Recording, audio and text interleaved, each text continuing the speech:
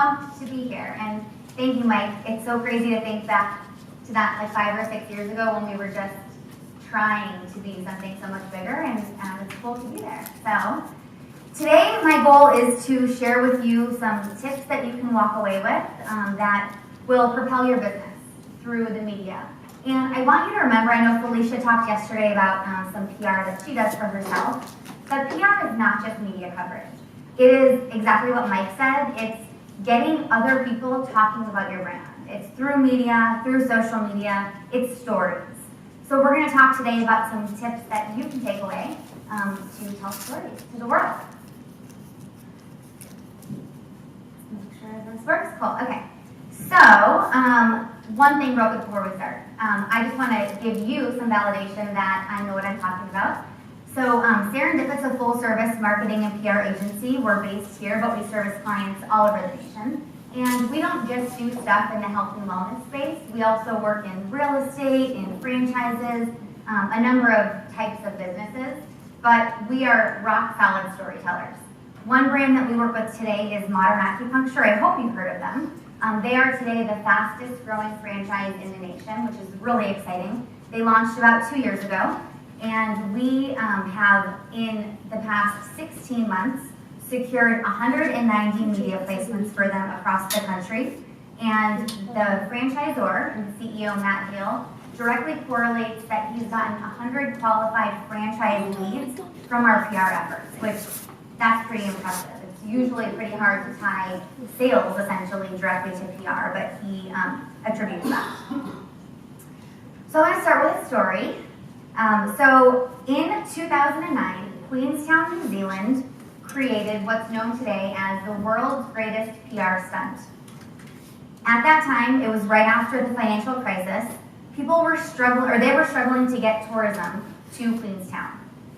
So they posted a classified ad for an island caretaker position, which included a responsibility to travel around, try cool things, and blog about it once a week.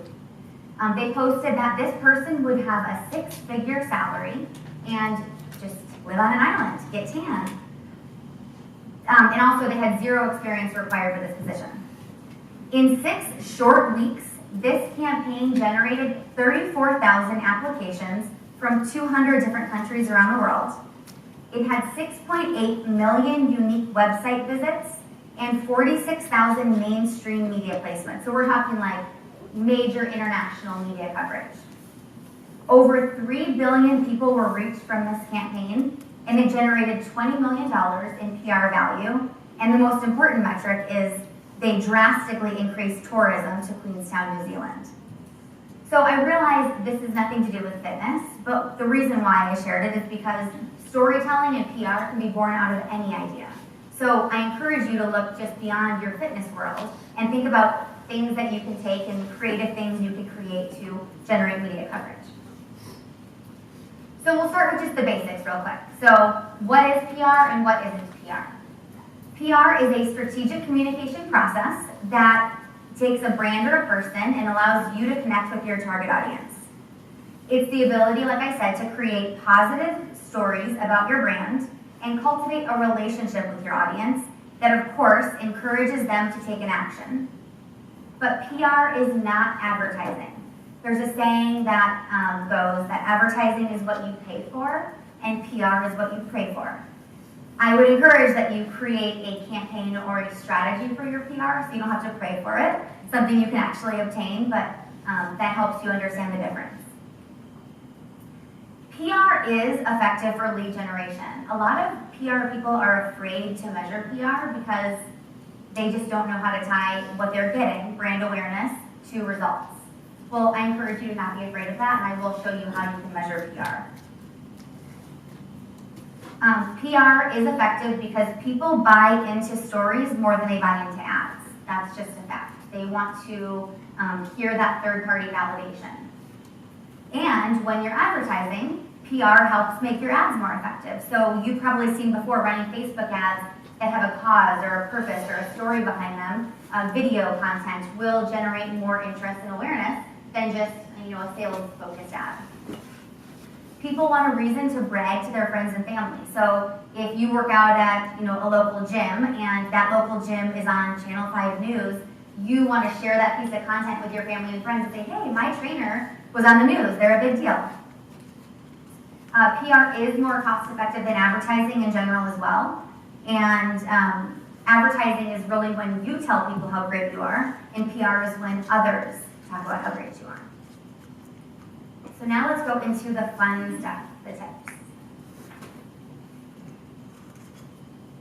The first thing is your story. So you need to start by getting your story straight and, of course, make it compelling. If you want people to really love your brand, they have to feel a connection. This connection creates strong loyalty, but ultimately grows into customers feeling invested in your brand. Brand stories are not marketing materials, and they're certainly not ads. Stories have to connect with the customer, and they have to be shareable. So one fitness brand that I personally am obsessed with is Peloton. I don't know how many people in here like Peloton. Have you heard of Peloton? Okay, cool. So of course they're a high-tech indoor spin company. Now they have treadmills as well. And you would assume at the surface that they're just about, maybe getting in shape, fitness, losing weight.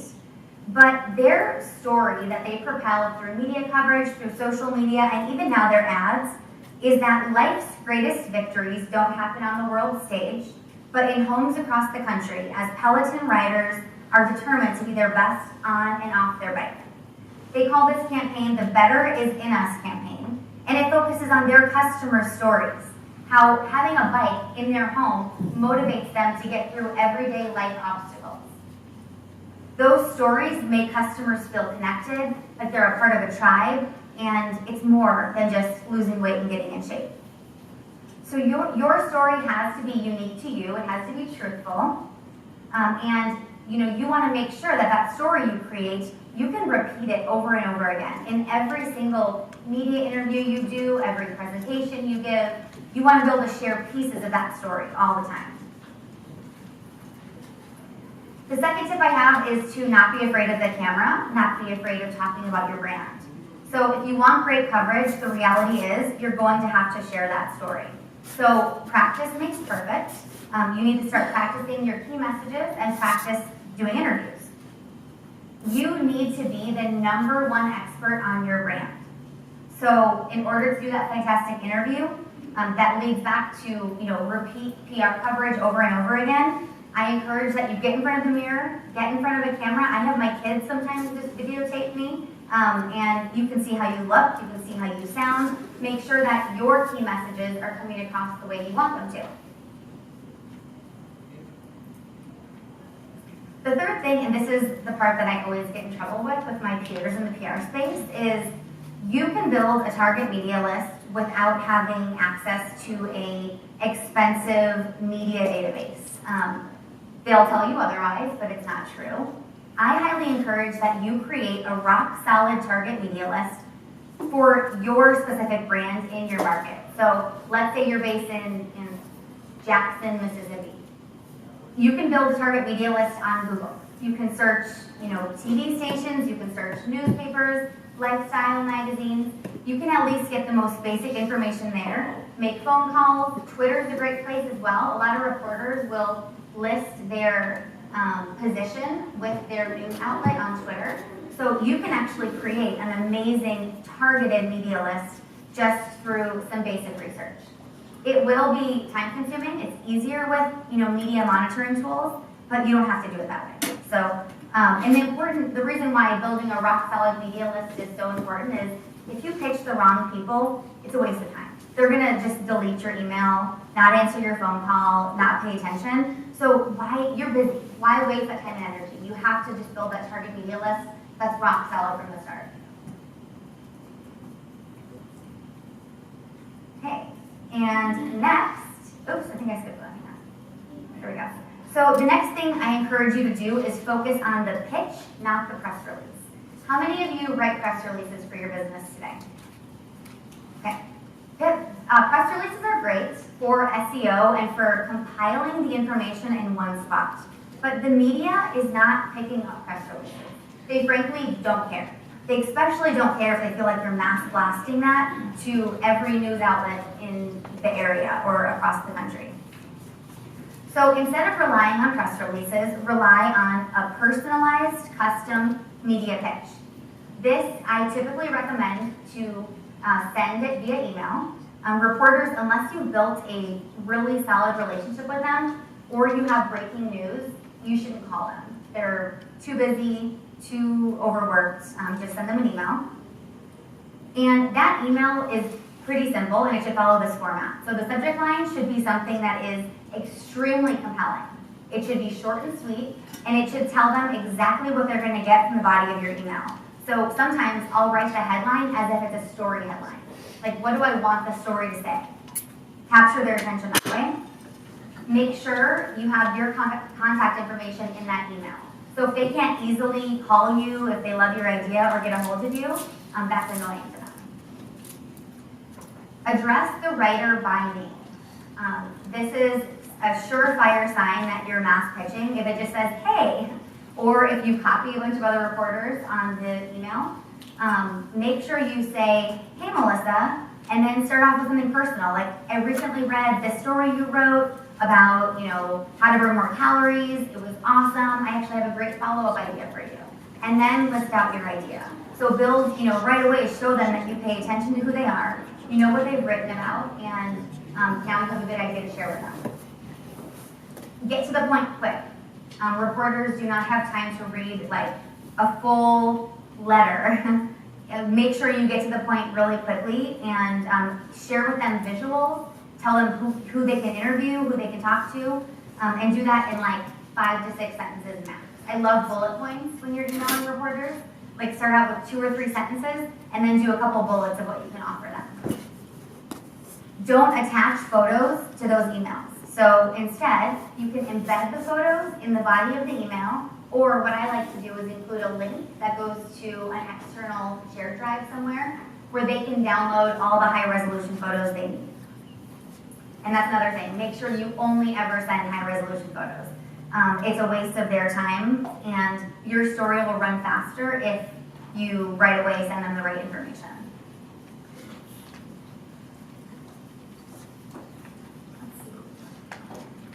The next thing you can do to make sure you get media coverage is to know what's happening in the world. So I know many of us have canceled cable. We don't watch the news on TV maybe as much as we used to. We probably get our news from Facebook or Twitter.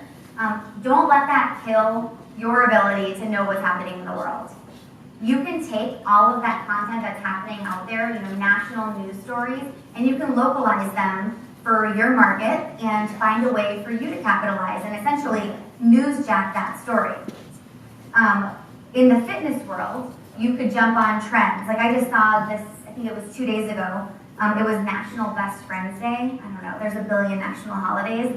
But you can find a way. So Gold's Gym actually jumped on that, and they created a program where you could bring your best friend in and do like a bestie workout for free. And there was a bunch of other cool stuff to that pitch. But they actually secured a Fortune magazine online story, a ton of national broadcast coverage in all the markets where they currently have Gold's Gym. I mean, that's easy. They didn't really do anything crazy different. They jumped on, a national trend or a fake holiday, essentially, and made a story about that. So I encourage you to constantly think that way. I saw another story, Apple just came out with an update to Apple Watch that will supposedly make the watch easier to use for workouts. So you could take that and pitch a local technology story. How does technology and fitness make an impact? And you could be an expert source in your market. Local markets look for national stories so that they can jump on those trends. So I encourage you to follow the same thing. My favorite thing to do, though, is not to jump on national trends, it's to create your own news. So creating your own news is definitely a surefire way to get media interest. This is where you need to put on those creative thinking caps and pull out all of those brand stories and people stories that exist deep within your brand. Actually, I just heard another cool story. On Friday, Country Time Lemonade came out with a national campaign where kids who have lemonade stands across the country, they said, are getting shut down. by their local government agencies saying they don't have permits to operate lemonade stands. No, that hasn't happened that I've seen. Like, there wasn't a news story that a kid got shut down. But Country Time came up with this campaign that said, we are standing behind the youth's lemonade stands today, and we will pay any of your fines. I thought that was so cool. So they've gotten, of course, millions of dollars of press coverage in 2 days on that concept. So think of something like that. Think of something you can come out and say, come out and do, take an action that would set your brand apart and make you look good to consumers, maybe be a little humorous, a little funny, but generate attention and get people talking about you. On the most basic level, new location openings, key new hires in your business, those are all newsworthy things about your brand. A business growth story where maybe you share revenue numbers, customer counts, talk about your expansion, your plans to franchise, that's definitely a pretty big story. Creating contests or giveaways, that can be huge, especially if you can find a way to make that contest or giveaway different than what anyone else in your market is doing. Cultivating a partnership with a local nonprofit or a community organization, that can be extremely beneficial and newsworthy on both ends. But many times the best customer stories, or the best stories, come out of your customers and your employees. I see a few of my Orange Theory fitness friends in here, and one of my favorite stories we ever did was for OTF here in Arizona. There was one of the locations, a 14-year-old kid was walking by and saw that a local Orange Theory was opening by him. He begged his mom to let him join. He was getting bullied at school. He was, overweight, and he wanted to get in shape, and it was really important to him. So when that location opened, his mom let him join, and he loved it so much that he convinced his whole family to join with him. So they all, his mom, his dad, his sibling, and then himself, were working out together. So we pitched a local story about a family that is getting fit together, and it was picked up by every local TV station in Arizona, had a ton of print coverage, and just really propelled the brand as this family-friendly, brand. It was an amazing, heartwarming story. So that's the kind of stuff that you can go in and interview your customers and your employees and find out, what's going on with them? Why are they here? And then maybe pitch those stories out. The next tip is to have a writer. A lot of the coverage that you're going to be able to secure quickly is called bylined content or contributed content. It's not always TV coverage. I actually love byline content because you 100% control the content as it's published. So you write an article. It's not super salesy. It's more tips focused, but it all leads back to you. It has your bio. It sources you as the expert. You can include links back to your website, which is awesome for SEO. And it's, really, again, you 100% control the message. So the only challenge with this is if you're a CEO, or maybe you're not a writer by nature, it can be hard to produce, high quality content in the time frames that you need to produce them. So having a writer on hand, whether it's a freelancer, there's a few companies I use, Backslash is awesome, and they can generate content for you quickly. Maybe they'll interview you, or you'll send them some bullet points, and that content is all of a sudden, ready to go, and you can repurpose it in many other places.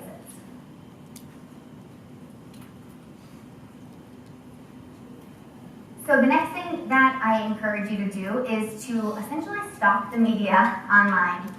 The people that you want to pitch, so that going back to that target media list you built, follow and pay attention to all of those media outlets, the people that you want to cover you. Follow them on Twitter, follow them on Instagram, all the places that they are, and then slowly start engaging with them. Don't be creepy. You don't need to like every single thing they say, or retweet every single thing they say, but pay attention, like what makes sense, and then engage in a conversation. If they ask the question, you can jump in the conversation if it makes sense. Say thank you for a story they wrote or they did, even if it wasn't about you, just about something else you liked. That kind of stuff gets them recognizing your name and your brand. So once you're ready to pitch them, they're more likely to pay attention to you. Oh, the other thing too, when you pitch a reporter, make sure that you are actually pitching a story that's on beat for them. So reporters are assigned like a specific beat, so fitness, health, wellness, entrepreneurship, small business, whatever it may be. Even if you have an established relationship with a reporter, if you pitch them a story that's offbeat, it's going to annoy them and they won't be able to cover it. So make sure you're pitching the right person. And then finally, you have to be available. So once you pitch a reporter and they come back to you and they say, yep, I love your story, and then you don't get back to them for 3 days, you're failing. You're wasting time, you're wasting your time, and you're wasting their time. Once they say yes to you, you need to be able to be ready to get them everything they need right away. This is not just important because they're busy, it's also important because you've already done all this legwork. You want them to keep coming back to you, time and time again, for more stories. So the faster you get back to them with, when can you meet? When can they chat with you? Here's the high resolution photos. Here's the background information. The better the chances are that the story will come out quickly and that they'll come back to you for another story down the road because you've made their job so easy. So let's just talk quickly about measuring and then maximizing your press exposure. There is definitely no point in doing PR if you're not going to measure it. It's a waste of time. It's a waste of time, it's a waste of money. So how can you measure PR? There's a few ways. There's a few vanity metrics that people use that are okay, but it would be like number of media placements, viewers and listeners. Those are ways that you can track if it's going okay, but what does that really tell you? It doesn't really tell you if people took an action with your brand. So the ways that I encourage people to measure PR would be website traffic. So, did you have a lift in traffic over a specific period of time when there was a TV segment or an article? Increased time on site can be great.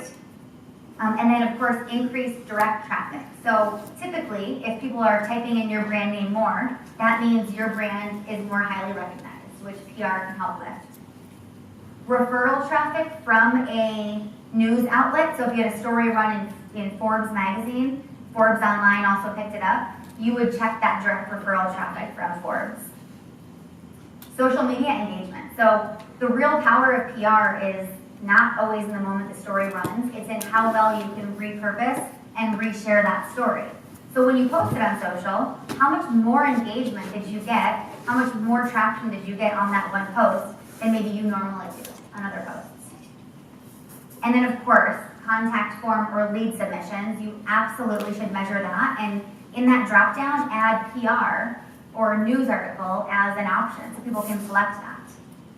And then phone calls too. I actually use separate call tracking numbers for all my PR efforts for my clients. So you probably do that in your ads right now, but add one for PR and use that phone number in all of your PR content you push out. So then once you have the PR wins, post them all first to your website if it's possible. So if you have a blog or a news page on your website, make sure right when the story runs, you post a quick summary on your website to that, to what that placement was, with the link back to the original source. If your goal is to get people to take an action with your brand, any action, you want them coming to your website, right? To get more information, to fill out a contact form, to capture their data. So drive them there. So post the wins on your website, then share on Facebook, on Twitter, on LinkedIn, wherever you're sharing from your website, that PR win. They'll still be able to go back to the original source, but you want them coming back to your website first. And then it's also important to hit the share button from the original placement as well. This goes back to boosting the confidence of the reporter.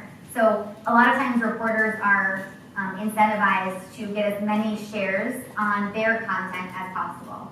So just think about sharing multiple times. So from your website and then also from the original source. Make sure if you have a TV interview that you bring someone with you to that segment. So whether it's at your location or at a news station, have that person take photos or like a behind the scenes video and post and tease that on social media before the story is gonna run. TV stations love that because you're essentially doing some of the promotion work for them. And it gives you a chance to kind of, remind your audience to pay close attention to your brand and to tune in. Just keep in mind the news cycle. So if you taped a segment in the morning and then it's supposed to run at 5 p.m. but breaking news happens, chances are it's going to get pushed. Just keep that in mind. You can always jump back on social and let your customers know that it's going to be the next day. And then on LinkedIn, maybe you've seen this, maybe you haven't, but there is a in the news, mentioned in the news feature. I encourage you to turn this on. It's under settings, in your personal settings, and it literally says mentioned in the news. It'll automatically take any mentions about your brand or you, and it will put them so that all of your connections will see all the news stories that you're mentioned in. The tricky part with this is if there's negative news about your brand, if you can't filter it. So if you're concerned about, maybe there's something going on or there may be, negative press, maybe turn it off. But it usually is good for brands that are doing proactive, positive media relations. And then finally, I really like to repurpose all that PR content also in email marketing. So many of you probably do a monthly email newsletter at the bare minimum. I would encourage you to put all of your PR wins summarized in there. So where have we been in the news this month? Link it back to your blog, so again, you're driving them to your website. But summarize all the great attraction you're getting for your brand. A lot of times people will forward this to family and friends and say like, hey, have you thought about joining this gym yet? Look all the places that they've been. So I think that's a great way. And then also in your email signature, just do a little text line that says, read about us in the news and link it to your blog. I think you'll be surprised that that could actually be the most trafficked link that you have. People will click through. They do want to see where you've been and why you're such a big deal. And this was probably mentioned yesterday, but creating a digital ad or a boosted post from a PR story. That content, especially video, so a TV segment, should be your most valuable content that you have. It's third-party validation, it's you being interviewed as an expert source, it's amazing. So take that and put some money behind it and boost it to the audience that you want to be paying attention to it. Chances are the family watching Fox 10, the mom at 9 a.m. in the morning, may not be your perfect demographic, or maybe she is, but if she's not, that content should still be able to be put in front of, served up to your prime target audience. And then create a YouTube channel and repost all of your TV spots from, that you generated for your brand to YouTube. So as you already know, YouTube is a major search engine. We want to make sure you're really optimizing all that content. So constantly updating that and refreshing it and making sure the keywords are correct is going to be really important. So if you don't want to take my word for it, these guys I think know a thing or two, so I'll let you take theirs. Richard Branson said, publicity is absolutely critical. A good PR story is infinitely more effective than a front page ad. Benjamin Franklin said, either write something worth doing or do something worth writing about. And Bill Gates, my favorite one, if I was down to my last dollar, I would spend it on public relations. So before we wrap, I put my email address up there. I also have some cards in the back for you, but if you want to email me with just GSDCon in the subject line, I am happy to give away a media pitch in your market wherever you're at. So we'll brainstorm with you and your team, and then we'll actually execute a pitch for you and help you generate some awesome coverage. And hopefully that motivates you to start doing PR on your own or with someone else quickly. I think, we're out of time. I don't really have questions. I'll hang around for a few minutes if there's questions after. So, thank you.